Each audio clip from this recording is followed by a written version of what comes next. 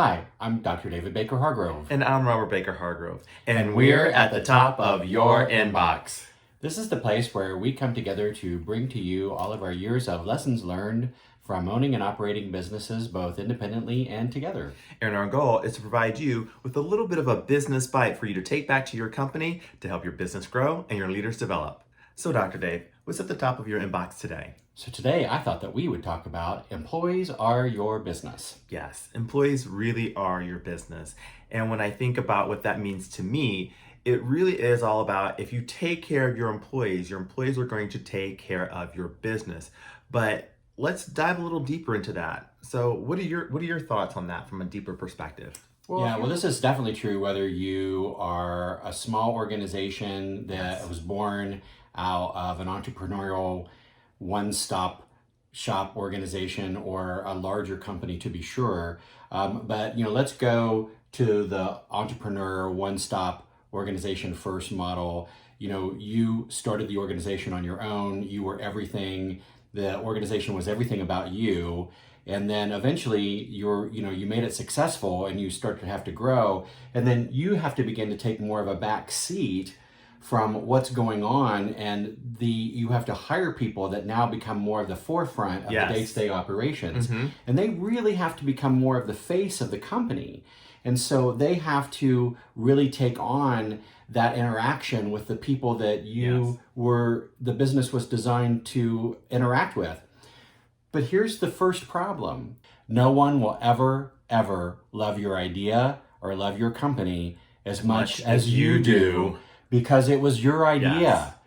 Well, so then if you have to start with that and you have to get real with that, where do you go from there? When you grow your business, when your business really begins to grow, one of the things, the perspective that I would say that you should take is, as your employees take on more responsibility and do more of the servicing or the product delivery, you really need to think about if you're taking care of them, supporting them, providing them with that information, communicating with them, giving them that proper training, then they are then in turn going to take care of the business because your business is taking care of them. So then that way they can take care of your products or your services.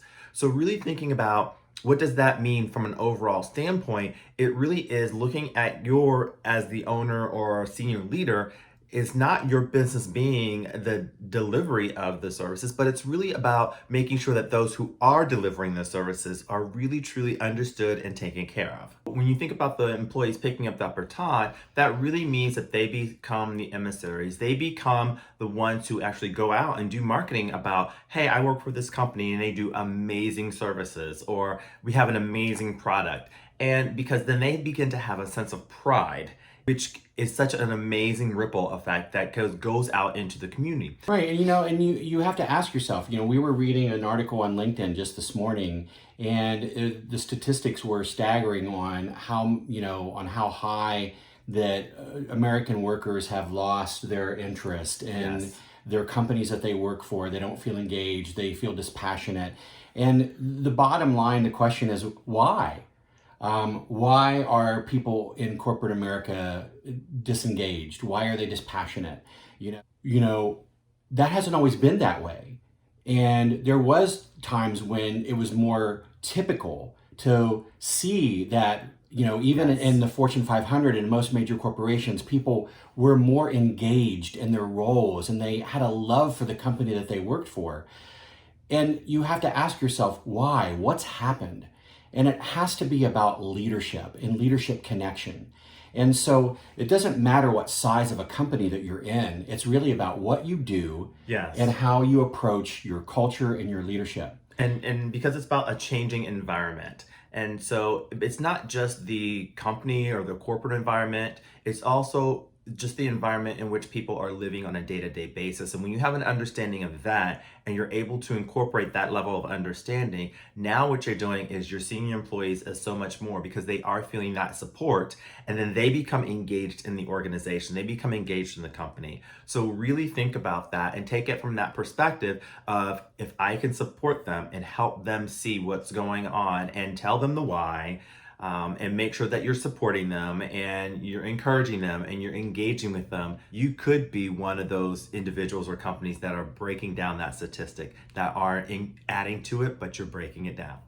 Yeah, so, as Robert was referring to back to one of our previous videos of Everyone Gets a Why, and then there was also another video that we had talked about previously when talking about engaging outside customers and vendors and having that relationship about what you can do for them and how they can see themselves as successful in a relationship with you. And that's no different from your staff members, your employees too, because you have to remember this is a relationship. Yes. And in any relationship, no matter what it is, we expect things from each other, right? So if you're the leader or you're the boss, you expect things from your employees. And they're going to expect things from you too. And it's probably going to be more than just a paycheck. And so and you have to really find out what that is, right? And you have to make sure that it's a mutually beneficial relationship. And along with that, you want to think as you grow and expand your organization that you want to bring people in that you can think of them as ambassadors for your organization or ambassadors for your department.